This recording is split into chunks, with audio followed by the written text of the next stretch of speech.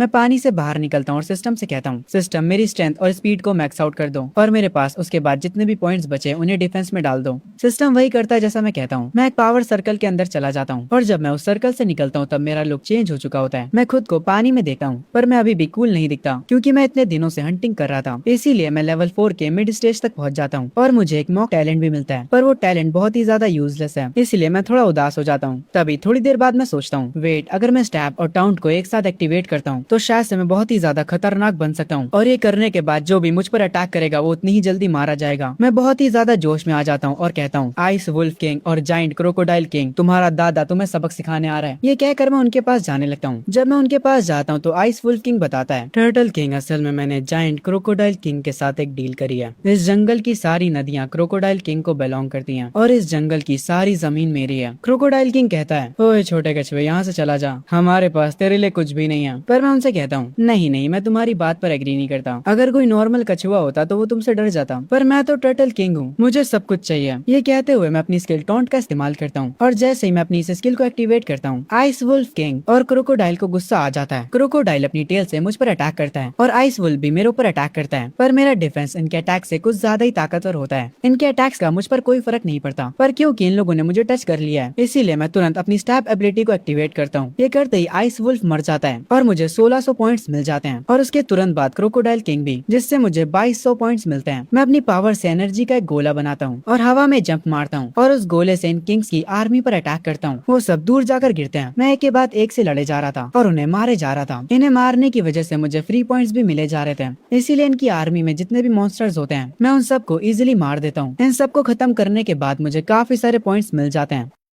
Scene shift होता है इंसानों के हेडक्वार्टर्स पर। वो लोग इस फाइट पर नजर रख रहे होते हैं। वो लोग फैसला नहीं कर पा रहे होते कि मेरा जन्म इस कंट्री के लिए ब्लेसिंग है या फिर कर्स। एक चश्मे वाला आदमी कहता है, ये जंगल, इस जंगल का नाम तो इमॉर्टल रिज है। ये तो वो एरिया है जो कि नॉर्थ वेस्ट फोर्ट्रेस मॉनिटर करता है। वो कल्टीवेटर जिसे हमने भेजा था वो माउंट हुआ से है। उसने रिसेंटली लेवल 4 के ब्लैक बियर को अपने जाल में फंसा लिया और अब वो बियर नॉर्थ वेस्ट को गार्ड कर रहा है। इसीलिए पावर के मामले में नॉर्थ वेस्ट फोर्ट्रेस रॉक की तरह सॉलिड हो चुका है। एक आर्मी वाला कमांडर कहता है, सर आपने बिल्कुल सही कहा, सेफ्टी के मामले में नॉर्थ वेस्ट फोर्ट्रेस नंबर 1 पर आता है। एक दूसरा बंदा कहता है, साउथर्न फोर्ट्रेस के पास लेवल 3 का कल्टीवेटर है और उनके पास मिड लेवल 4 का एक मॉन्स्टर किंग है। ईस्टर्न और नॉर्थर्न फोर्ट्रेस समंदर के किनारे पड़ते हैं, इसीलिए उन दोनों को मॉन्स्टर से खतरा है, इसीलिए वो हर टाइम प्रेशर में रहते हैं। ब्लू कपड़ों वाला चश्मिश बंदा कहता है, जो बूढ़ा आदमी पहले उस फॉरेस्ट में गया था उसे वहाँ दोबारा भेजो ताकि वो इस नए टर्टल किंग से बात कर सके। उसके बाद वो लोग एक माइक का यूज करते हैं ताकि वो उस बूढ़े आदमी को वीडियो कॉल कर सके। पर जैसे ही वो बूढ़ा आदमी सामने आता है वो कहता है, भाड़ में जाओ तुम लोगों ने क्या मुझे कोई दुकान समझ लिया है? जो तुम्हें चाहिए वो मैं ला कर दूं? मेरी स्पेशल स्किल भी उसके सामने कोई काम की नहीं है। यहाँ तक कि बियर किंग ने भी मुझसे कहा है कि वो तक टर्टल किंग को नहीं हरा सकता। उसके बाद वो बूढ़ा आदमी कॉल काट देता है और यहाँ से चला जाता है। ये सुनने के बाद कमांडर कहते हैं, इसका मतलब है वो टर्टल किंग लेवल 5 का बीस्ट है। तभी हेडक्वार्टर के सिस्टम पर एक अलर्ट आ जाता है। उन्हें पता चलता है कि ईस्टर्न फोर्ट्रेस की तरफ सी मॉन्स्टर्स ने अटैक कर दिया है। वो लोग तुरंत जाकर स्क्रीन पर देखते हैं। तब उन्हें पता चलता है कि काफी लार्ज स्केल में सी मॉन्स्टर्स ईस्टर्न फोर्ट्रेस की तरफ जा रहे हैं। ये देखने के बाद हेडक्वार्टर्स के लोग शॉक हो जाते हैं क्योंकि ये एक लेवल 1 का अलर्ट था। कमांडर ये देखकर तुरंत एक्शन लेते हैं। वो लोग कहते हैं कि ईस्टर्न फोर्ट्रेस को खबर करो कि वो लोग रेडी हो जाए फुल वेपन्स के साथ। तभी आर्मी चीफ कहता है, इस अटैक में कुछ तो गलत है। ये तो ऐसा हो रहा है जैसे सारे सी मॉन्स्टर्स ईस्टर्न फोर्ट्रेस पर अटैक करना चाह रहे हो। जरूर से इन सी मॉन्स्टर्स के पीछे इनका कोई किंग होगा जिसने इन्हें ऑर्डर्स दिया है। कमांडर ये सुनने के बाद अपनी चेयर पर बैठ जाते हैं। वो पूरी तरह से उम्मीद हार जाते हैं। वो कहते हैं, अभी अभी लेवल 5 के टर्टल किंग की मुसीबत हमारे सर पर थी और अब ये सी मॉन्स्टर्स का अटैक, क्या सच में भगवान इस दुनिया को तबाह करना चाहते हैं? तभी वापस से सीन शिफ्ट होता है अपने टर्टल भाई साहब पर, जो कि अपनी पावर्स का यूज करके वहाँ से सारे मॉन्स्टर्स को भगा देता है। उसके बाद वो जाता आइस वुल्फ की बॉडी के पास और उसे जाकर खाने लगता है, जिसकी वजह से उसको 620 पॉइंट्स एक्स्ट्रा मिलते हैं। मैं इन सारे पॉइंट्स को डिफेंस में लगा देता हूँ। सिस्टम मुझे बताता है कि मेरे स्टेट्स वापस से फुल हो चुके हैं और मैं दोबारा से इवॉल्व कर सकता हूँ। वो वापस से मुझे कई सारे एवोल्यूशंस के ऑप्शंस दिखाता है। मैं उन सबको अच्छे से देखकर चेक करता हूँ और ये ऑप्शंस पहले वाले से काफी बेटर होते हैं, जिन्हें देखकर मैं खुद भी हैरान होता हूँ। मैं अच्छे से सोचता हूँ कि मुझे किस में इवॉल्व होना चाहिए। मैं 2 ऑप्शंस में कंफ्यूज होता हूँ। उनमें से एक ऑप्शन की स्पीड और स्ट्रेंथ बेकार होती है पर उसका डिफेंस बहुत बढ़िया होता है। पर मुझे स्पीड और स्ट्रेंथ का बहुत काम है, इसीलिए मैं सुप्रीम ड्रैगन टर्टल बनना चुनता हूँ। कुछ ही देर में सिस्टम मुझे इवॉल्व कर देता है और मैं बन जाता हूँ सुप्रीम ड्रैगन टर्टल। इस एवोल्यूशन के बाद मैं लेवल 5 का मॉन्स्टर बन जाता हूँ, पर मुझे कोई नया टैलेंट नहीं मिलता। पर मुझे एक चीज रिवॉर्ड में मिलती है जिसका नाम होता है अल्टीमेट एवोल्यूशन। मुझे अभी तो समझ नहीं आता कि ये चीज क्या है। खैर, इसके बाद मैं डिसाइड करता हूँ अब टाइम आ चुका है इंसानों से मिलने का। मैं इस जंगल को बाय बोलता हूँ और इंसानों से मिलने के लिए निकल पड़ता हूँ। सीन शिफ्ट होता है कुछ दिनों बाद। हम एक बहुत बड़ी सी वॉल को देखते हैं। जैसी अटैक ऑन टाइटंस में थी, इंसानों को मॉन्स्टर्स से बचाने के लिए काफी सारे सोल्जर्स वेपन्स को लेकर उस वॉल के ऊपर खड़े होते हैं। तभी यहाँ से हमें बहुत दूर से टर्टल किंग दिखाई देता है। टर्टल किंग को आर्मी चीफ स्पॉट कर लेता है। उसके साथ ही कह रहे होते हैं, सर क्या हमें हमला करना चाहिए? टर्टल किंग को देखकर सबकी फटी होती है। सारे सोल्जर्स एक दूसरे को सिचुएशन के बारे में बता रहे होते हैं। वो लोग आर्मी चीफ से परमिशन मांग रहे होते हैं मिसाइल फायर करने के लिए। तभी यहाँ पर वही बूढ़ा कल्टीवेटर आता है और हम देखते हैं यहाँ पर बियर किंग भी बैठा होता है। बूढ़ा कल्टीवेटर आकर उससे बात करता है और कहता है, मेरे बड़े भाई तुम उस टर्टल से लड़ तो लोगे है ना? बियर कहता है, अरे 19-1 हो जाएगा। 19-1 सुनकर बूढ़ा आदमी खुश हो जाता है और कहता है, मतलब तुम बस 19 अटैक में उसे हरा सकते हो? रुको मैं अभी ये बात सबको बता देता हूँ। तभी बियर किंग कहता है, मेरे कहने का मतलब था कि उसके एक अटैक से मेरे 19 टुकड़े हो जाएंगे। जो सुनने के बाद उस कल्टीवेटर की फट जाती है। वो तुरंत जमीन पर गिर जाता है। इस मूवमेंट पे मैं भी वॉल्स के पास आ चुका होता हूँ। आर्मी चीफ मुझसे बात करने के लिए नीचे आने वाला होता है। उसे उसके लोग रोक रहे होते हैं पर वो उनकी बात नहीं मानता। वो कहता है, अगर टर्टल किंग को समझाने के लिए मेरी जान ही क्यों ना चली जाए, मैं ये करूंगा अपनी कंट्री के लिए। ये कहने के बाद आर्मी चीफ नीचे जाने लगता है। वो बड़ा सा गेट खुलता है। आर्मी चीफ उससे बाहर निकलता है कुछ सोल्जर्स के साथ। मैं उन्हें देखकर कहता हूँ, अगर इन्होंने एक साथ भी मुझ पर अटैक किया तब भी मुझे थोड़ा सा भी फर्क नहीं पड़ने वाला। मैं उनके सामने एक शेर जैसी दहाड़ मारता हूँ। वहाँ पर पूरा धुआं धुआं हो जाता है। सारे सोल्जर्स मेरे आगे झुक जाते हैं। आर्मी चीफ कहता है हमारे सारे कल्टीवेटर्स इस फोर्ट्रेस में हैं। टर्टल किंग आप उन्हें खा सकते हैं, बस आम इंसानों को छोड़ दीजिएगा। मैं ये सुनने के बाद हैरान होता हूँ, आखिर ये बंदा क्या बातें कर रहा है। मैं अपने साइज को छोटा करता हूँ। तभी यहाँ पर बियर किंग आ जाता है। वो मेरे सामने हाथ जोड़ता और कहता है टर्टल किंग आप उसी जंगल से बिलोंग करते हो जहाँ से मैं हूँ। हम एक दूसरे के पड़ोसी हुए, प्लीज इंसानों को छोड़ दो। मुझे कुछ समझ नहीं आ रहा होता आखिर ये लोग मुझसे कह क्या रहे हैं। मैं बियर किंग से कहता हूँ मुझे बस ईस्टर्न फोर्ट्रेस का रास्ता चाहिए, भग जाओ यार यहाँ से, तुम पता नहीं क्या बातें कर रहे हो। ये कहकर मैं बियर किंग को दूर फेंक देता हूँ। वो डायरेक्ट जाकर वॉल से लड़ पड़ता है। वो वॉल के अंदर चिपक जाता है। मेरी पावर को देखकर यहाँ के सारे इंसान डर जाते हैं। उनका एक सोल्जर कहता है भले ये टर्टल किंग क्यों ना हो, हम इस फोर्ट्रेस के अंदर के इंसानों को मरने नहीं दे सके, भले ही हमें इससे फाइट क्यों ना करनी पड़े।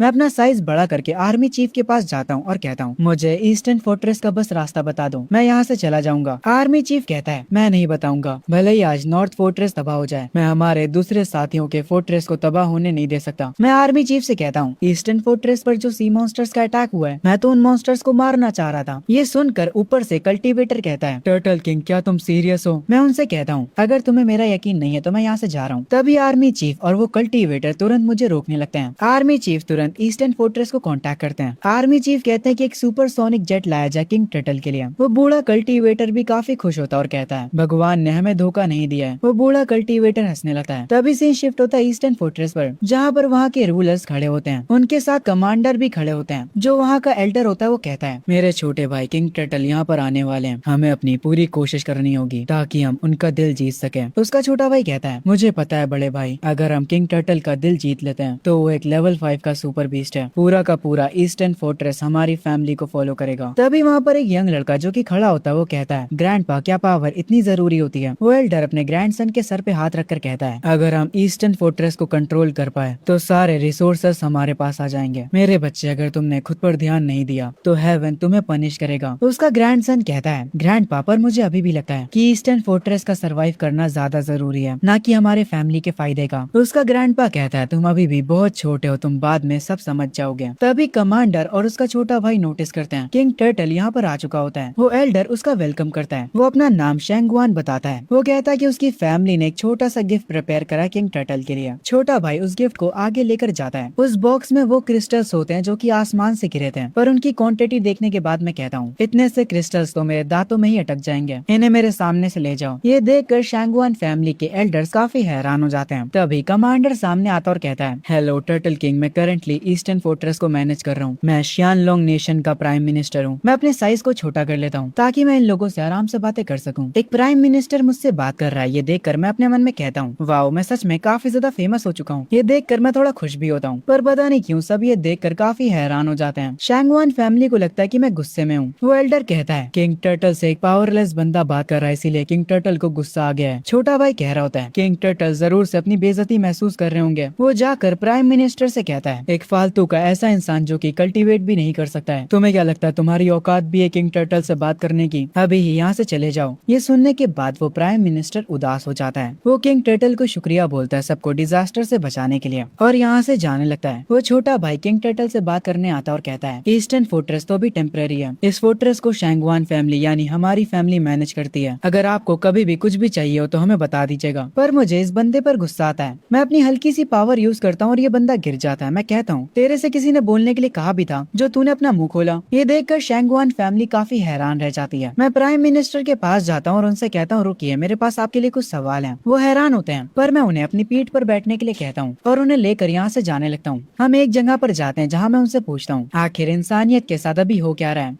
प्राइम मिनिस्टर मुझे बताते हैं कुछ महीनों पहले जो बारिश हुई थी जिसमें क्रिस्टल गिरे थे, उससे दुनिया भर के सारे क्रिएचर्स म्यूटेट हो गए।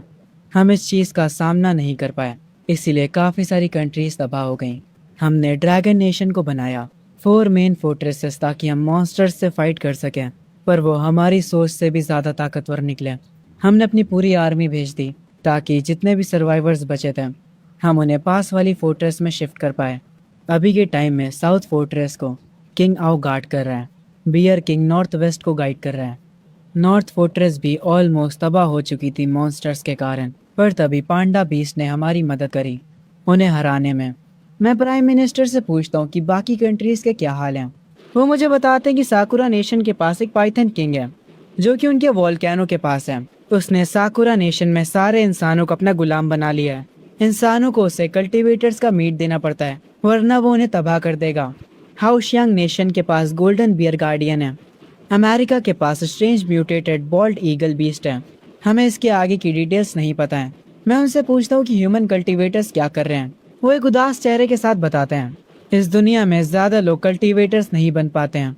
सिर्फ 30% लोग ही कल्टीवेटर्स बन पाते हैं। बाकी 70% लोग बीस्ट का मीट खाकर भी इंसान ही रह जाते हैं। मैं ये सुनकर हैरान होता हूँ।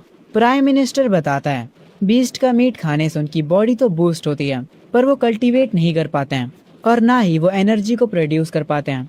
तभी मैं समंदर में से एनर्जी आते हुए फील करता हूँ। मैं तुरंत प्राइम मिनिस्टर से कहता हूँ कि यहाँ से निकल जाए, यहाँ का मौसम बिगड़ जाता है। प्राइम मिनिस्टर अपने हेलीकॉप्टर में बैठकर यहाँ से निकल जाते हैं। तभी पानी में से बहुत सारे सी मॉन्स्टर्स बाहर आते हैं। मैं अपनी पावर को एक्टिवेट करता हूँ और एक के बाद एक उन्हें मारना स्टार्ट कर देता हूँ। मैं हर एक मॉन्स्टर को मारे जा रहा होता हूँ। सिस्टम मुझे इसके लिए पॉइंट्स भी दे रहा होता है। जितने भी मॉन्स्टर्स यहाँ पर आए थे मैं उन सबको खत्म कर देता हूँ, पर मुझे अभी भी पानी में से काफी खतरनाक एनर्जी फील हो रही थी। मैं पानी की तरफ देखते हुए कहता हूँ, अब तो बाहर आ जा यार, कब तक सब कुछ छुप कर देखेगा? क्या तुम्हारे पास कोई ताकत भी है? तभी पानी में से एक बहुत बड़ा ऑक्टोपस निकलता है। वो मेरी बेइज्जती करते हुए कहता है, तुम गोलू मोलू से टटल, तुम अपनी औकात भूल रहे हो, पर मुझे ये मानना पड़ेगा कि तुम्हारे पास स्किल्स हैं। आखिर तुम इंसानों का साथ क्यों दे रहे हो? मैं उस ऑक्टोपस से कहता हूँ कि मैं किसी की भी साइड नहीं हूँ, मुझे बस मेरी परवाह है। ये सुनने के बाद वो ऑक्टोपस कहता है, तुम्हें सिर्फ अपनी परवाह है, यानी तुम्हें बाकी के मॉन्स्टर्स को मारने में मजा आता है। ठीक है, कोई बात नहीं। अगर तुम हमारे बॉस के नौकर बनने के लिए तैयार हो जाते हो तो इस समंदर के ट्रिलियंस ऑफ क्रिएचर तुम्हारे गुलाम बन सकते हैं। मैं ये सुनने के बाद कहता हूँ, मैं किसी की गुलामी नहीं करने वाला। मुझे जो कुछ भी चाहिए होगा मैं खुद से हासिल कर लूंगा।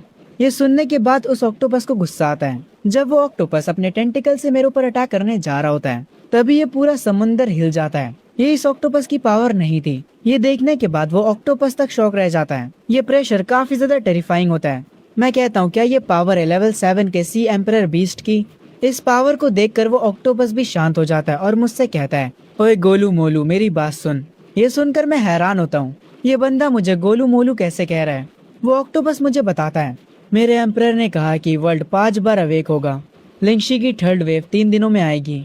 100 माइल्स की कोस्ट लाइन पर ये पूरा समंदर हमारा एरिया बन जाएगा स्पिरिचुअल पावर गैदर करने के लिए। ये सुनने के बाद मैं कहता हूँ, मेरे होते ही तुम लोग कभी नहीं कर पाओगे। वो ऑक्टोपस मुझसे कहता है, मेरे एम्परर को पता था कि तुम एग्री नहीं करने वाले, तो इसीलिए वो तुम्हारे साथ एक गेम खेलना चाह रहे हैं। कल सुबह 1 मिलियन लेवल 3 और लेवल 4 के बीस्ट यहाँ पर आने वाले हैं। अगर कल तुम उन सबको मार देते हो तो हम लोग ईस्टर्न फोर्ट्रेस को बख्श देंगे, और अगर तुम ये नहीं कर पाते हो तो ये पूरा समंदर हमारा होगा। तब तुम्हें पता चलेगा कि तुम कितने बेवकूफ हो। ये कहकर वो ऑक्टोपस यहाँ से चला जाता है। कुछ देर बाद अपने हेलीकॉप्टर से प्राइम मिनिस्टर यहाँ पर वापस आ जाते हैं। वो तुरंत भागते हुए मेरे पास आते हैं। मैं प्राइम मिनिस्टर से कहता हूँ, मैं आपके साथ एक डील करना चाहता हूँ। मैंने जितने भी सी मॉन्स्टर्स को भी मारा है, मैं उन्हें अकेला नहीं खा सकता, तो आप इनका मीट ले जा सकते हैं। आप ये मीट इंसानों को दे सकते हैं। मैं उम्मीद करता हूँ कि कुछ इंसान कल्टीवेटर्स बन पाए। ये सुनने के बाद प्राइम मिनिस्टर्स की आंखों में एक चमक आ जाती है। वो बहुत ही ज्यादा खुश हो जाते हैं। मैं उनसे कहता हूँ, इस मीट के बदले मुझे स्पिरिचुअल पावर चाहिए। वो प्राइम मिनिस्टर में इस बात को तुरंत मान लेते हैं और कहते हैं, ठीक है, मैं अभी स्पिरिचुअल पावर को अरेंज करता हूँ आपके लिए।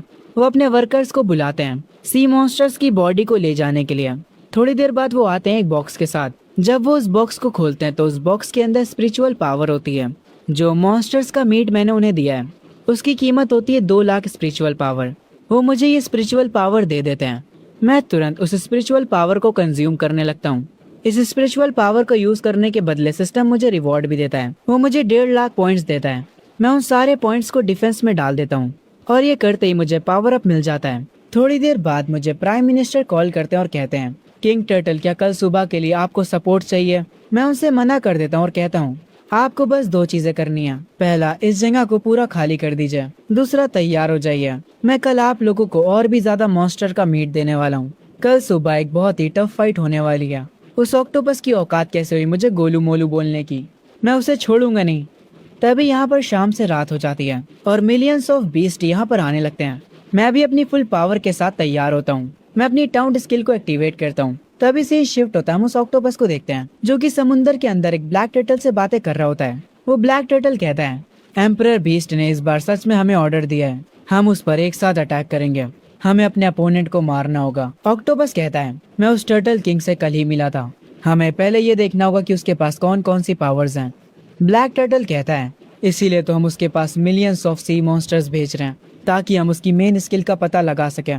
जब उसकी सारी स्किल्स खत्म हो जाएंगी, तब वो मोमेंट होगा जब हम उस पर अटैक करेंगे, हम तुरंत उसे खत्म कर देंगे। हम देखते हैं ऊपर लैंड पर टर्टल किंग तैयार होता है सबसे फाइट करने के लिए। वो तुरंत एक के बाद एक सी मॉन्स्टर्स को मारने लगता है।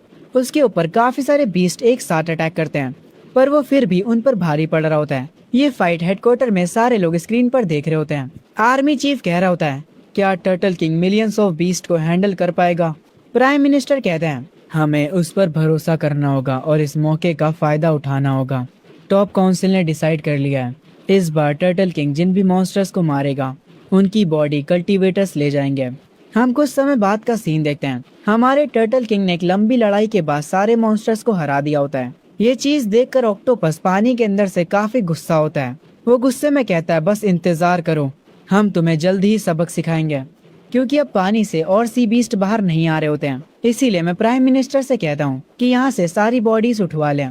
एक पर्सन मुझे देखकर डर जाता है, मैं उससे जबकि कहता भी हूँ कि मैं इंसानों को नहीं खाता हूँ।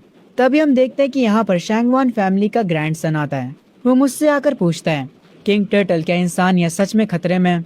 ये सुनने के बाद उसके ग्रैंडफादर हैरान हो जाते हैं और वो उसे चुप रहने के लिए कहते हैं। मैं उनके ग्रैंडसन के जवाब में कहता हूँ कि मुझे नहीं पता। उनका ग्रैंडसन काफी गुस्सा होता और कहता है, मुझे यकीन नहीं हो रहा, हम इंसानों ने आइस एजेस को सरवाइव करा, समुंदर की वेव्स को सरवाइव किया, यहाँ तक कि हमने वॉर्स को भी सरवाइव किया है। हम लोग हमेशा जिंदा बचे हैं। अगर खुद हेवंस भी हमें मिटाना चाहे, तब भी मुझे यकीन है इंसान अपनी किस्मत खुद से लिख सकते हैं। ये सुनने के बाद उस लड़के के ग्रैंडफादर जमीन पर अपना सर रख देते हैं और माफी मांगने लगते हैं और कहते हैं, टर्टल किंग प्लीज इसकी बातों का बुरा मत मानिएगा, ये बस एक बच्चा है, इसे दुनिया की समझ नहीं है। पर मुझे उस लड़के की बात का बुरा नहीं लगा होता। मैं तो बल्कि उस लड़के से कहता हूँ कि वो मेरे साथ चले। मैं उस लड़के को बताता हूँ कि मैं ईस्टर्न फोर्ट्रेस की तरफ जा रहा हूँ और वो मेरे साथ चल सकता है। ये सुनकर वो लड़का खुश हो जाता है और कहता है, ठीक है, मैं आपको रास्ता दिखाऊंगा। उसके बाद हम दोनों साथ में वहाँ से चले जाते हैं। क्योंकि मैंने उस लड़के पर गुस्सा नहीं करा होता, इसीलिए उसका ग्रैंडफादर काफी खुश हो जाता है। वो रोते हुए कह रहा होता है, ऐसा लगता है कि हमारी शैंगवान फैमिली सच में ब्लेसेड है। कुछ टाइम बाद मैं ईस्टर्न फोर्ट्रेस के बेस पर पहुंच जाता हूं और वहां जाकर कहता हूं, मुझे बाकी के 3 फोर्ट्रेसेस से भी बात करनी है, मुझे उन लोगों से कुछ अनाउंस करना है। ये सुनने के बाद प्राइम मिनिस्टर कहते हैं, टर्टल किंग, हमें नहीं लगता कि आप इस साइज के साथ बेस के अंदर जा पाएंगे। ये सुनने के बाद मैं कहता हूँ, इसकी टेंशन आप लोग मत लीजिए, और मैं तुरंत अपने साइज को छोटा कर लेता हूँ, जिसे देखकर वो लड़का काफी खुश हो जाता है। वो मेरे पास आता और मुझे क्यूट बोलता है, पर ये सुनने के तुरंत बाद उसके ग्रैंडपा उसके सर पर मारते हैं। मैं कुछ भी नहीं कहता और उनसे कहता हूँ, चलो अंदर चलते हैं। अंदर एक टीम सारे फोर्ट्रेसेस के गार्डियन को वीडियो कॉल करती है। सब लोग वीडियो कॉल पर होते हैं और मैं उस लड़के के हाथ पर होता हूँ। बियर किंग कहता है, हम तो मीटिंग करने वाले थे ना, मेरा पुराना यार टर्टल किंग कहाँ पर है? वो लड़का मुझे उठाकर बियर किंग को दिखाता है। बियर किंग मुझे देखकर हैरान रह जाता है। वो कहता है, तुम्हारा ऑरा मेरे पुराने दोस्त जैसा है, कहीं तुम उसके बच्चे तो नहीं हो? ये सुनकर सब वहाँ पर हंसने लगते हैं। मैं इनकी बातों पर ध्यान नहीं देता हूँ और डायरेक्ट कहता हूँ, चलो अब काम की बात पर आते हैं। परसों लिंगशी की 3rd वेव आने वाली है। मुझे ड्रैगन कंट्री का हर एक कल्टीवेटर चाहिए उस फाइट में, और जितनी हो सके उतनी ज्यादा स्पिरिचुअल पावर को गैदर करो। ये सुनने के बाद प्राइम मिनिस्टर कहते हैं, अगर इंसान फोर्ट्रेस को छोड़ देते हैं तो ड्रैगन कंट्री में जितने भी बीस्ट हैं वो सारे फोर्ट्रेसेस पर अटैक कर देंगे। मैं उन 3 गार्डियंस की तरफ देखते हुए कहता हूँ, तुम तीनों सारे इंसानों को प्रोटेक्ट करोगे। इंसानों को हम 70% स्पिरिचुअल पावर देंगे, मैं 20% स्पिरिचुअल पावर लूंगा और बाकी के 10% में से तुम लोग ले लेना। इस बात पर वो तीनों गार्डियंस मान जाते हैं। ये देखने के बाद हेडक्वार्टर में सब लोग खुश हो जाते हैं और तालियां बजाने लगते हैं।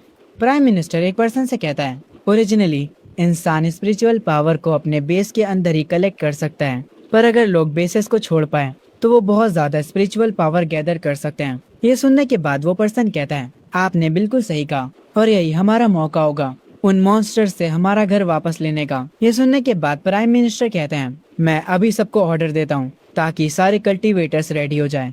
टर्टल किंग उस लड़के के पास खड़ा होता है और कह रहा होता है, अगर हमें खुद से अपनी किस्मत लिखनी है तो इंसानों को इस एरा का पहला टॉर्च खुद से जलाना होगा। वो सफेद कपड़ों वाला लड़का मुझे देख रहा होता है। तभी से शिफ्ट होता है, मैं समंदर के पास आ चुका होता हूँ और अपनी स्किल के कूल डाउन होने का इंतजार कर रहा होता हूँ। सिर्फ 1 ही मिनट बचा है मेरी स्किल को कूल डाउन होने में। तभी भागते हुए वो लड़का और प्राइम मिनिस्टर साथ में आते हैं। वो लोग कह रहे होते हैं कि एक मुसीबत आ गई। वो मुझे परेशान चेहरे के साथ बताते हैं टर्टल किंग पांडा किंग बहुत ही ज्यादा घायल हो चुका है। लेवल 5 के सी बीस्ट ने उस पर अटैक करा है। साउथ फोर्ट्रेस प्रिपेयर करा ताकि वो शनोंग को एक्सपेंड कर सके। एक जाइंट एप सडनली माउंटेन से नीचे आ गया। उसने नीचे आते ही हमारे लायन किंग को आसानी से धूल चटा दी। वो तो उसके साथ ऐसे खेल रहा था जैसे लायन किंग कोई बच्चा हो। मैं प्राइम मिनिस्टर से पूछता हूँ आखिर अभी की सिचुएशन क्या है। वो मुझे बताते कि नॉर्थ वेस्ट फोर्ट्रेस अभी सेफ है, क्योंकि अभी तक किसी भी लेवल 5 के जाइंट मॉन्स्टर ने वहां पर अटैक नहीं किया है। पर तब भी ये एक बड़ी प्रॉब्लम है। मैं प्राइम मिनिस्टर से कहता हूँ सारे वेपन्स को तुरंत तैयार करवाइए। जो भी कल्टीवेटर्स लेवल 3 के हैं उन्हें नॉर्थ में भेज दीजिए सपोर्ट के लिए। ये सुनने के बाद प्राइम मिनिस्टर कहते हैं अभी तक समुंदर से मॉन्स्टर्स नहीं आए। अगर अभी हमारी मेन फोर्स नॉर्थ की तरफ जाती है तो फिर सी मॉन्स्टर्स ईस्टर्न फोर्ट्रेस को तबाह कर देंगे।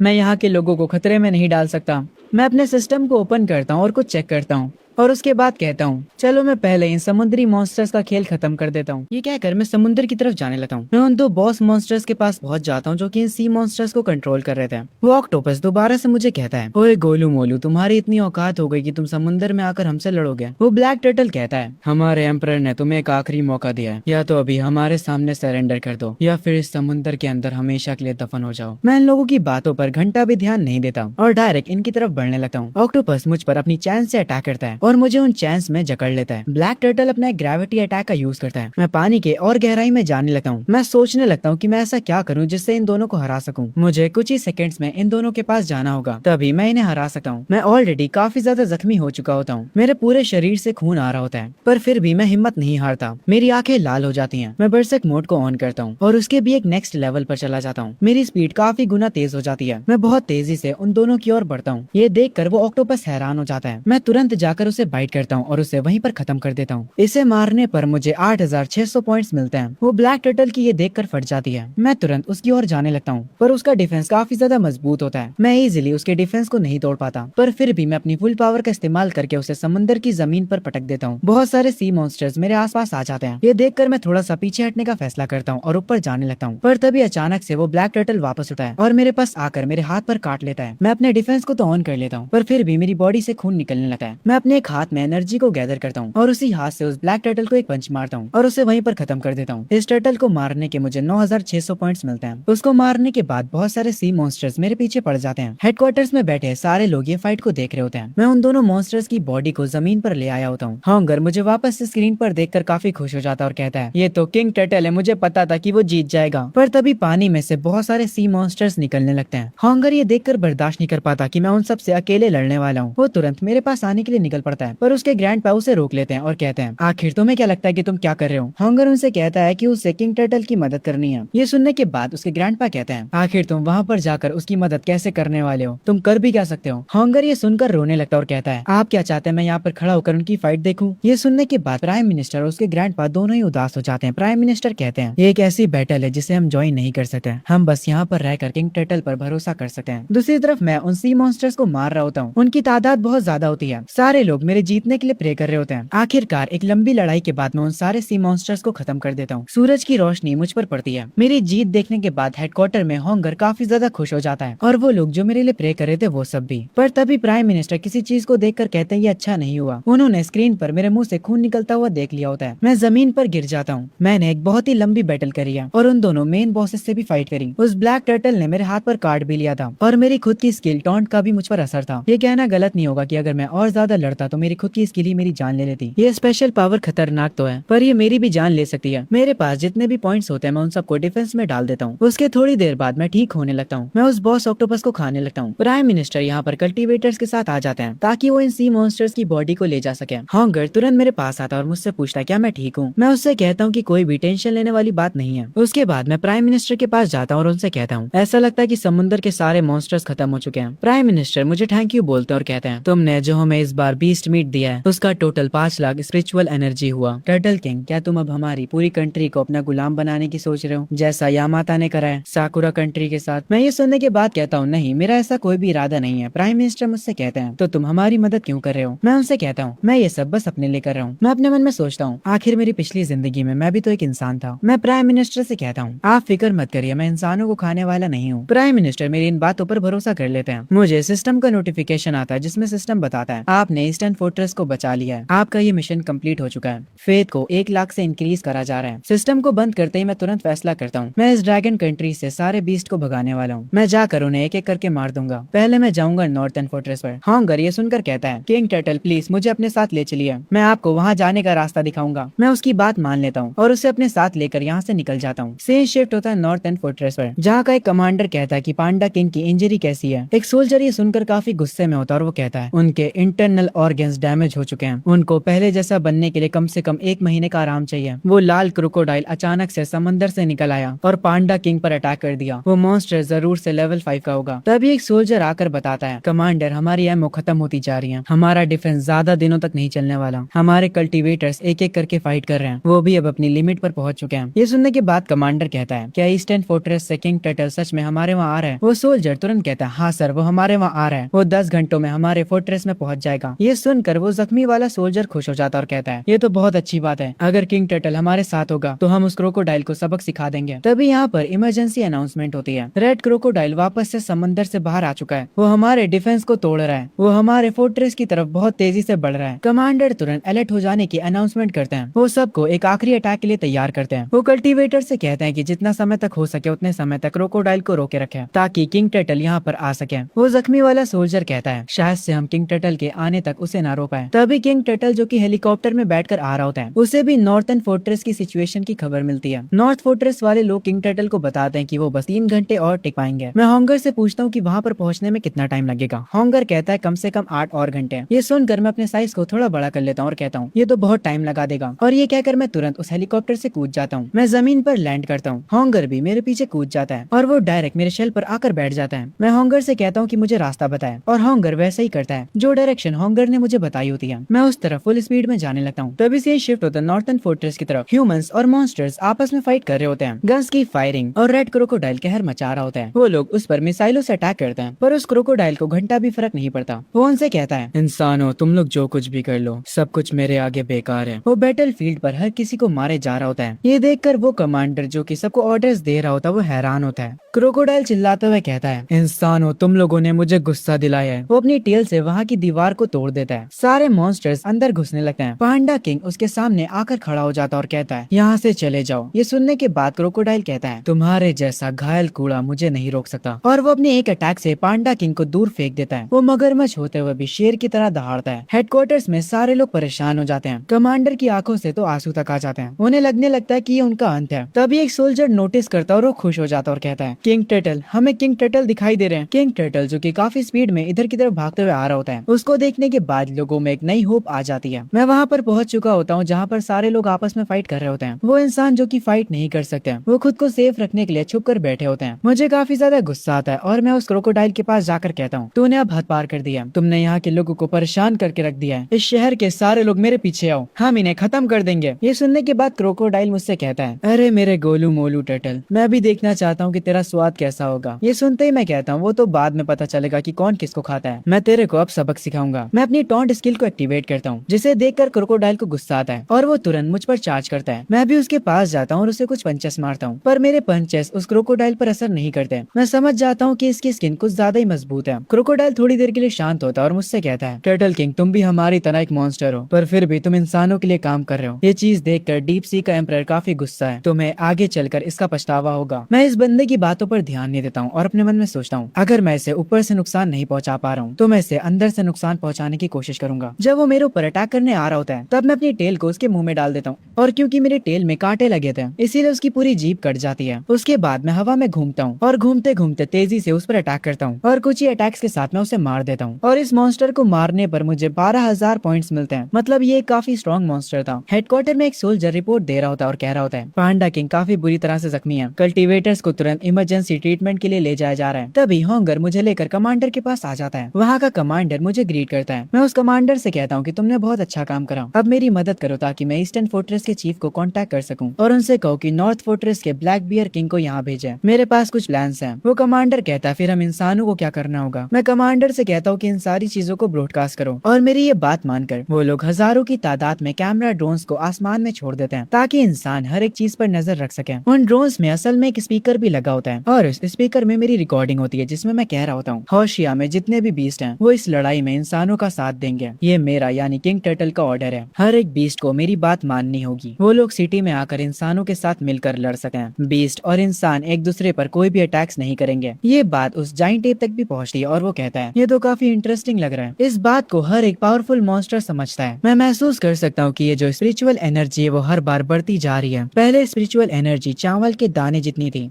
उसके बाद वो थोड़ी बड़ी हुई और अभी ये स्पिरिचुअल एनर्जी एक बॉल जितनी हो चुकी है। मैं उस एनर्जी को खा लेता हूँ। तभी मैं देखता हूँ मेरे सामने काफी सारे मॉन्स्टर्स होते हैं जो कि काफी तेजी से मेरी तरफ आ रहे होते हैं। वो जाइंट एप मेरे पास आता और मुझसे कहता है शेनोंग के माउंटेन्स में जितने भी लिविंग बींग्स हैं मैं उनकी तरफ से आया हूँ। एक ग्रीन ड्रैगन भी यहाँ पर आया होता है। वो कहता है कि वो चैंग जियांग के एक्वाटिक लैंड की तरफ से आया है और यहाँ पर एक ईगल भी आया होता है। ये जितने भी पावरफुल मॉन्स्टर्स यहाँ पर आए होते हैं टर्टल किंग से मिलने के लिए, वो सब लोग मिलकर टर्टल किंग को ग्रीट करते हैं। एप ऑफर देते हुए कहता है मेरे माउंटेन्स में जितने भी स्पिरिट एसेंस हैं वो ह्यूमंस के लिए फ्री हैं, वो उन्हें जाकर कलेक्ट कर सकते हैं। पर क्योंकि हम भी बीस्ट किंग हैं और हमारे भी कुछ रूल्स हैं, इसीलिए जो भी स्पिरिट एसेंस इंसान कलेक्ट करेंगे उसमें का 1% हमें मिलेगा। हम इतना भी कुछ ज्यादा डिमांड नहीं कर रहे हैं। हॉन्गर एक डिवाइस लिए खड़ा होता है और ये सारी बातें प्राइम मिनिस्टर सुन रहे होते हैं और वो जाइंट एप की इस बात पर एग्री कर जाते हैं। वो तो खतरनाक बीस्ट हॉन्गर को यहाँ से जाने के लिए कहते हैं। हॉन्गर यहाँ से चला जाता है। उसके जाने के बाद वो ड्रैगन बताता है ये जो स्पिरिट एसेंस की बारिश हुई थी ये तीसरी बार नहीं है बल्कि ये चौथी बार हुई है। हम इस बारिश को लिंगशी बुलाते हैं। जो पहली लिंगशी थी वो 50 सालों पहले हुई थी। इसके बाद जाइंट एप कहता है जब पहली बार लिंगशी हुई थी तब फर्स्ट जनरेशन के बीस्ट मैन पैदा हुए थे। ईगल जो कि एक पत्थर पर बैठा होता है वो कहता है पहले हम शांति से कल्टीवेट करते थे और अपने अपने इलाकों के अंदर रहते थे और हमें कभी भी इंसानों से कोई भी दिक्कत नहीं थी। पर ये जो तीसरी लिंगशी हुई थी उसके बाद कुछ गुस्सैल बीस्ट पैदा हुए जिनके पास अपना कोई भी दिमाग नहीं था। वो अपनी इंस्टिंक्ट का इस्तेमाल करके अटैक कर रहे हैं। हमने अपना पूरा ट्राई किया था कि हम उन्हें रोक सके पर वो हमारे कंट्रोल से बाहर चले गए। वो ग्रीन ड्रैगन कहता है पर इस बार हम सब साथ में आए। हम सब उस समंदर में छुपे हुआंग के लिए आए। ये सुनने के बाद मैं कहता हूँ क्या तुम लोग डीप सी बीस्ट एम्परर की बात कर रहे हो? वो लोग हाँ कहते हैं। वो ग्रीन ड्रैगन कहता है कुछ समय पहले वो लेवल 6 का मॉन्स्टर बन गया था और उसके बाद वो इन्फिनाइट ओशन में चला गया और अब वो और भी ज्यादा खतरनाक हो चुका है। वो ग्लेशियर्स को पिघलाना चाहता है और इस पूरी दुनिया को पानी में बदलना चाहता है। मैं उस ग्रीन ड्रैगन से पूछता हूँ आखिर वो एम्परर डीप सी में है कहाँ पर? ग्रीन ड्रैगन कहता है वो डीप सी के नॉर्थर्न ट्राइंगल में है। ये सुनने के बाद मैं अपने मन में सोचने लगता हूँ अब मुझे समझ आ रहा है कि जहाज नॉर्थर्न ट्रायंगल के पास जाकर डूब क्यों जाते थे।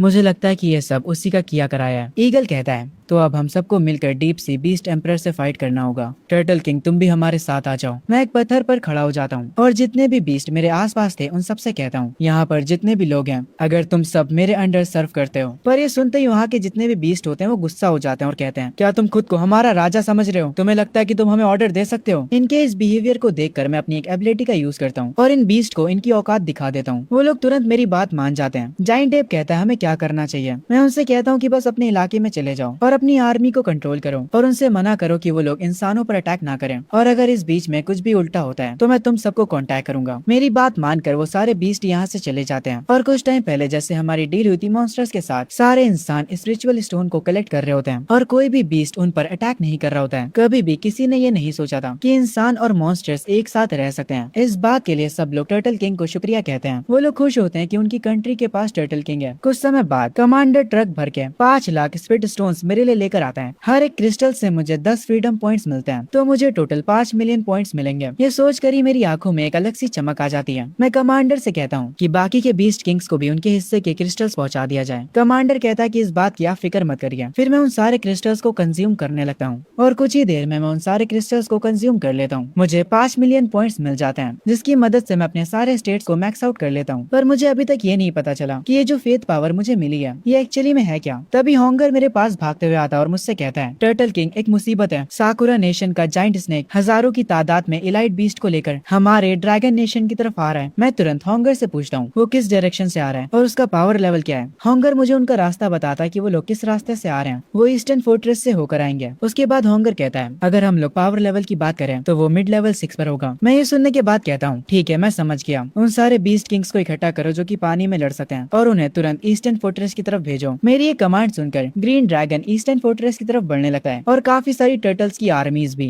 हर एक पानी वाला मॉन्स्टर ईस्टर्न फोर्ट्रेस को बचाने के लिए निकल पड़ता है। इतने सारे मॉन्स्टर्स को अपनी तरफ आता हुआ देख प्राइम मिनिस्टर्स और चीफ हैरान हो जाते हैं। वो सारे मॉन्स्टर्स ईस्टर्न फोर्ट्रेस में अपना कदम रख देते हैं। वहाँ का कमांडर उनसे कहता है, जितने भी बीस्ट किंग यहाँ पर हैं, मैं उन सबको बताना चाहूंगा। हमें खबर मिली है कि ओरोची और उसकी आर्मी कल तक आ जाएगी। हमने सारी तैयारियां कर ली हैं, पर हमारी एक और भी दिक्कत है। हम इतने जाइंट मॉन्स्टर्स के साथ कैसे कोऑर्डिनेट करेंगे? ये सुनते ही ग्रीन ड्रैगन कहता है, इंसान क्या तुम कहना चाहते हो कि तुम मेरी आर्मी को कमांड करोगे? ये सुनकर वो टर्टल भी गुस्सा हो जाता है और कहता है, हम लोग सिर्फ अपने किंग की बात मानते हैं। ये सुनकर कमांडर और प्राइम मिनिस्टर दोनों ही हैरान रह जाते हैं। पर तभी मैं वहाँ पर पहुँचता हूँ और कहता हूँ, अगर तुम लोग इनकी बात नहीं मानोगे तो हम इस फाइट को कैसे जीतेंगे? तुम्हारे पास कोई भी बैटल एक्सपीरियंस नहीं है और ना ही मेरे पास है, पर इन ह्यूमंस ने काफी सारी वॉर्स को सर्वाइव किया है। मेरी बात सुनकर ग्रीन ड्रैगन कहता है, क्योंकि ये बात टर्टल किंग कह रहा है इसीलिए मैं ये करूंगा। वो दूसरा वाला टर्टल भी बात मान जाता है और एब तो वैसे भी एग्री करने ही वाला था। एब कहता है, ठीक है फिर हमें बताओ कि हमें क्या करना है। ये सुनने के बाद जो कमांडर होते हैं वो कहते हैं, हमें एक ऐसा रास्ता चाहिए जिसकी मदद से हम फाइट के दौरान एक दूसरे से बात कर सकें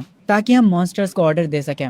अगर हम फाइट के दौरान एक दूसरे को ऑर्डर नहीं दे पाए तो सिचुएशन काफी खराब हो सकती है और हम एक एक करके हार सकते हैं। मैं कमांडर से कहता हूँ कि हम रेडियो का इस्तेमाल नहीं कर सकते। ये सुनने के बाद वो मुझसे कहते हैं, हमारे पास बहुत ज्यादा बीस्ट हैं पर हम ये चीज सच में नहीं कर सकते। एक ऐसा रेडियो गियर बनाना जो कि बीस्ट किंग्स को फिट बैठे। तभी जो अपना जाइंट टेप होता है उसके हाथ में एक छोटा सा मॉन्स्टर होता है।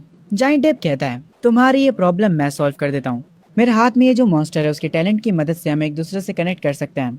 ये सुनने के बाद मैं जाइंट टेप से कहता हूँ, क्या तुम्हें यकीन है कि ये चीज अच्छे से मैसेज सेंड कर पाएगी? ये सुनने के बाद जाइंट टेप कहता है, हमारे शेनोंग माउंटेन की 9 स्टार फॉक्स को अंडर एस्टिमेट मत करो। वो लेवल 1 पर भी हमारे बहुत काम आ सकती है। इसकी एबिलिटी की मदद से हम एक दूसरे से काफी दूर तक भी बात कर सकते हैं और अगर ये फाइट के बीच में लेवल अप होती है तो इसकी ये एबिलिटी और भी ज्यादा खतरनाक हो जाएगी। तभी वो जो 9 स्टार फॉक्स होती है ये लोग उससे प्राइम मिनिस्टर के ब्रेन से कनेक्ट कर देते हैं। अब जो भी 9 टेल फॉक्स बोलेगा वो असल में प्राइम मिनिस्टर बोल रहे हैं। पहले जो ये 9 टेल फॉक्स है वो अपनी एबिलिटी का इस्तेमाल करती है और इस बात का पता लगाती है कि कितने सारे बीस्ट इनकी तरफ आ रहे हैं। वो बताती है कि दुश्मन के साथ 30 बीस्ट किंग्स हैं। ये सुनने के बाद होंगर शॉक हो जाता और कहता है, उनके पास 30 बीस्ट किंग हैं, हमारे पास तो सिर्फ 15 हैं। ये सुनने के बाद सब लोग हैरान हो जाते हैं। तभी फॉक्स कहती है, उसका ब्रेन अब कमांडर से कनेक्ट हो चुका है। ये फॉक्स कहती है, हम इंसान तुम्हें अच्छे वेपन्स प्रोवाइड करेंगे, तो सारे बीस्ट किंग बताओ कि उन्हें कैसे वेपन्स चाहिए। ये सुनने के बाद जाइंट टेप कहता है, मुझे एक डायमंड की रॉड चाहिए जो कि 150 मीटर्स लंबी हो और मुझे एकदम असली वाला डायमंड चाहिए, वरना मुझे और कुछ नहीं चाहिए। लोहे की रॉड से मैं अटैक नहीं कर पाता हूँ। फॉक्स कहता है, ठीक है कल सुबह तक तुम्हें तुम्हारी रॉड मिल जाएगी। उसके बाद वो टर्टल के पास जाता है। टर्टल कहता है कि उसे क्लॉस चाहिए। फॉक्स कहता है, ठीक है मैं समझ गया, पर इसके लिए इंसानों को तुम्हारे हाथों की नाप लेनी होगी। जो टर्टल होता है वो अपने हाथों की नाप देने के लिए तैयार हो जाता है। कुछ ही देर में इंसान यहाँ पर आ जाता है उसके हाथों की नाप लेने। वो लोग उसकी नाप लेते हैं और यहाँ से चले जाते हैं। ग्रीन ड्रैगन कहता है, मुझे चाहिए डायमंड क्लॉ कवर्स, वो मेरी पावर को काफी बूस्ट कर देगा। पर टाइगर यहाँ पर सबसे अलग ही बात कर रहा होता है। वो कह रहा होता है, मुझे चाहिए पर मुझे उड़ना है, बहुत ऊंचा उड़ना है। मैं बचपन से उड़ने के सपने देख रहा हूँ पर उड़ ही नहीं पा रहा हूँ। ये सुनने के बाद फॉक्स कहता है, तुम बस इन सारी चीजों के सपने देखो, ये नहीं होने वाला, हम तुम्हारे लिए पर नहीं बना सकते। ये सुनने के बाद बाकी सारे बीस्ट टाइगर पर हंसते हैं। तभी सीन शिफ्ट होता है अगली सुबह। जाइंट एप को उसका डायमंड का रॉड मिल जाता है और टर्टल को उसके क्लॉज। फॉक्स सबसे कहता है कि अब तैयार हो जाओ फाइट के लिए। सब लोग उन्हें जो लोकेशन दी जाती है उस लोकेशन पर चले जाते हैं। ग्रीन ड्रैगन पानी के अंदर चला जाता है। मैं अभी भी बीच पर खड़ा होता हूँ और इस फाइट के लिए तैयार होता हूँ। टेलीपैथी की मदद से फॉक्स मुझे बताता है, हमें नया डाटा मिला है, दुश्मन की तरफ से 45 बीस्ट किंग आ रहे हैं और 1 लाख से ज्यादा के बीस्ट लेवल 4 के हैं। पर मैं अपने मन में सोच रहा होता हूँ, इस बार मैं ये फाइट अकेले नहीं कर रहा हूँ, मेरे साथ ये फाइट पूरी कंट्री लड़ेगी। हमारा बस एक ही गोल है, इस लड़ाई को जीतना। तभी मुझे दूर से एक इंसान दिखता है जो कि एक बीस्ट के ऊपर होता है। उस इंसान को देखकर सारे लोग हैरान हो जाते हैं, यहाँ तक कि मैं भी। हमारे साइड के जितने मॉन्स्टर होते हैं वो तक हैरान हो जाते हैं कि आखिर एक इंसान एक मॉन्स्टर को कैसे कंट्रोल कर सकता है। पर तभी मैं उस इंसान के ऑरा से समझ जाता हूँ वो पर्सन कोई इंसान नहीं है, वो बंदा है यामातो ओरोची, हमारा दुश्मन। ये सुनकर सब हैरान हो जाते हैं। मैं उस मॉन्स्टर का ये फॉर्म देखकर समझ जाता हूँ। तो लेवल 6 पार करने के बाद तुम्हें इंसानी फॉर्म मिल जाता है। हम यामातो ओरोची को देखते हैं जो कि कह रहा होता है, ड्रैगन नेशन, ये एक ऐसा नाम है जिसे सुनते ही मैं कॉन्कर करना चाहता हूँ। जाओ मेरे सैनिकों, सबको खत्म कर दो, एक को भी बख्शना मत। यामातो ओरोची के ये कहते ही सारे मॉन्स्टर्स काफी तेजी से आगे बढ़ने लगते हैं टर्टल किंग की ओर। ये देखकर मैं टॉन्ट स्किल का इस्तेमाल करता हूँ और इससे पहले कि वो मुझ पर अटैक करे मैं उन सब पर अटैक करने के लिए आगे बढ़ता हूँ। मैं एक के बाद एक सी बीस्ट को मारे जा रहा होता हूँ और फिर इनका एक किंग आता है मुझसे फाइट करने के लिए। वो मुझ पर एक इलेक्ट्रिक जाल फेंकता है पर मैं तुरंत अपनी पावर का यूज करके उसे तोड़ देता हूँ और उस बीस्ट किंग को तुरंत खत्म कर देता हूँ। मुझे 13,200 पॉइंट्स मिलते हैं। मेरा भाई जाइंट एप भी दूसरी तरफ इन लोगों को मारने में बिजी होता है और ड्रैगन भी एक बड़े ऑक्टोपस से फाइट कर रहा होता है और टर्टल भी किसी न किसी से फाइट कर रहा होता है। खैर तभी सीन शिफ्ट होता है एक मिस्टीरियस मॉन्स्टर्स की मीटिंग पर, जहाँ पर ये सारे लोग इंसानों की फॉर्म में होते हैं, पर असल में ये सब मॉन्स्टर्स हैं। ये सिल्वर बालों वाला बंदा कहता है कि हम उस यामाता ओरोची के साथ हैं। ब्लॉन्ड बालों वाला बंदा कहता है मैं तुम लोगों को बताना चाहता हूँ कि मैं जल्द ही लेवल 7 तक पहुँचने वाला हूँ, मैं इनकी फाइट में अभी तो नहीं जा सकता। तभी एक शेर जैसा बंदा कहता है कोई बात नहीं भाई, तुम लेवल 7 पर जाने पर ध्यान दो, तुम बस मुझे ऑर्डर दो और मैं उस यामाता ओरोची का सर तुम्हारे कदमों में लाकर रख दूंगा। ब्लॉन्ड बालों वाला ये सुनकर कहता है ठीक है मैं समझ गया, पर जो डीप सी के बीस्ट टेम्परर हैं वो हर एक टॉप फाइटर्स पर नजर रखे हुए हैं, तुम्हें ये काम करने अकेले जाना होगा और काफी चालाकी से और छुप कर ये करना होगा। वो शेर टाइप का बीस्ट हंसता और कहता है ठीक है बस मेरा इंतजार करो, और ये कहकर वो यहाँ से चला जाता है। हम सब की अभी भी सी बीस्ट के साथ फाइट चल रही होती है और अब तो शाम भी हो चुकी होती है। हमारे साथी काफी घायल भी हो जाते हैं, यहाँ तक कि मैं भी काफी घायल हो जाता हूँ। यामाता ओरोची अभी भी सबको ऑर्डर्स दे रहा होता है, उसको इस फाइट में काफी मजा आ रहा होता है। मुझे ये देखकर काफी गुस्सा आता है, हम काफी समय से फाइट कर रहे हैं। मैं अपने घायल साथियों को देखता हूँ और मुझे और बुरा लगता है, बस अब बहुत हुआ। तभी मुझे सिस्टम का नोटिफिकेशन आता है कि मेरा एबिलिटी कूल डाउन खत्म हो चुका है। जैसे ही मेरी एबिलिटी का कूल डाउन खत्म होता है मैं तुरंत फुल स्पीड में यामाता ओरोची की तरफ निकल पड़ता हूँ, पर यामाता ओरोची काफी एटीट्यूड में होता और कहता है अरे यार गोलू मोलू तुम्हें क्या लगता है कि तुम क्या कर रहे हो। मैं तुरंत आसमान में एक जंप मारता हूँ और अपनी एक स्किल एक्सप्लोसिव निडल स्ट्राइक को एक्टिवेट करता हूँ, और सिर्फ यही नहीं बल्कि मैं अपनी सारी स्किल्स को अनलीश कर देता हूँ और उसके साथ टाउंट का भी इस्तेमाल करता हूँ। मेरी आंखें और यामाता ओरोची की आंखें चमकने लगती हैं। हम लोग इतने पास आ जाते हैं जैसे मानो हमारी किस होने वाली होती है। नहीं मेरा मतलब था जैसे हम टकराने वाले हों, पर यामाता ओरोची तुरंत ऊपर एक जंप करता है और मेरे शेल के ऊपर आकर खड़ा हो जाता है।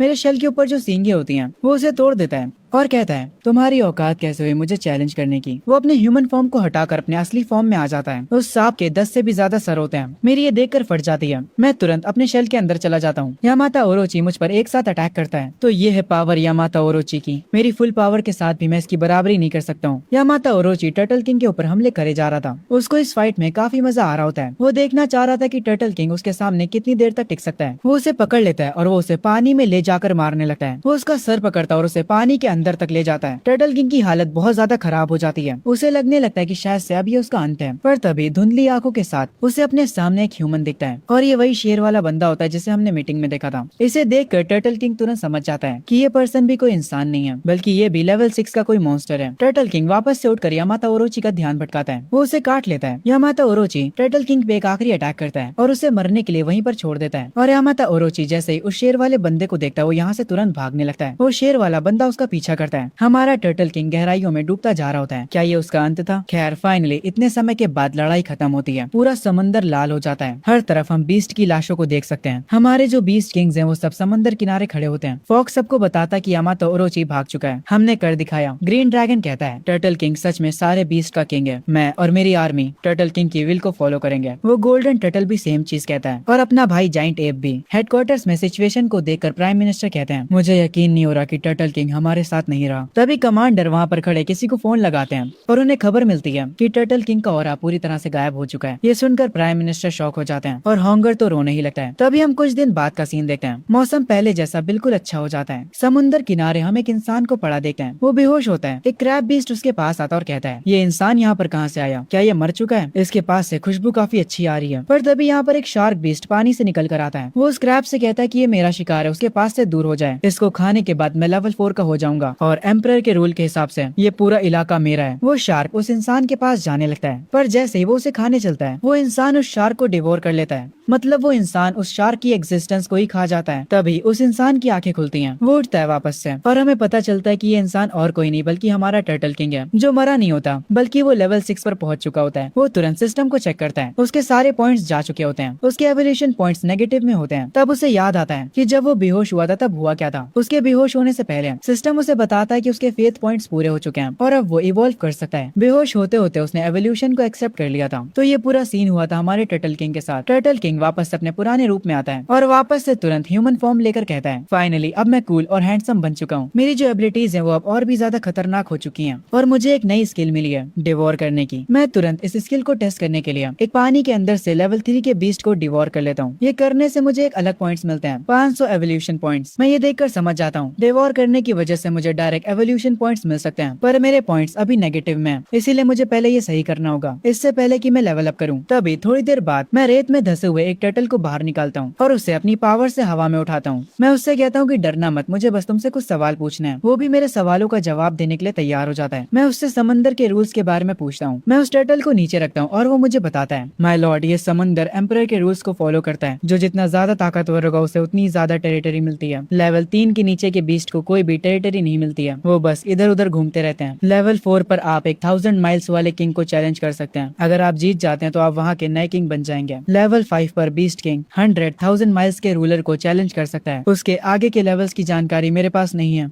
मैं उस टर्टल से कहता हूँ, अगर इस समंदर का कोई किंग मारा जाता है तो क्या एम्परर को कोई फर्क पड़ता है? जिस पर वो टर्टल कहता है, नहीं, एम्परर को कोई भी फर्क नहीं पड़ता। 1000 माइल्स के अंदर टोटल 7 किंग्स हैं। आखिरी किंग लॉर्ड यामाता के पीछे गया था और उसके बाद वो अभी तक वापस नहीं आया है। मैंने सुना है कि ईस्ट में जो बैटल हुई थी वो बहुत ही ज्यादा खतरनाक थी। मैं उस टर्टल से पूछता हूँ कि उस बैटल के बाद क्या हुआ। वो टर्टल कहता है, हम सबको लगा था कि हम जीत गए, पर अचानक से लॉर्ड यामाता भाग गए वहाँ से और वो काफी घायल थे।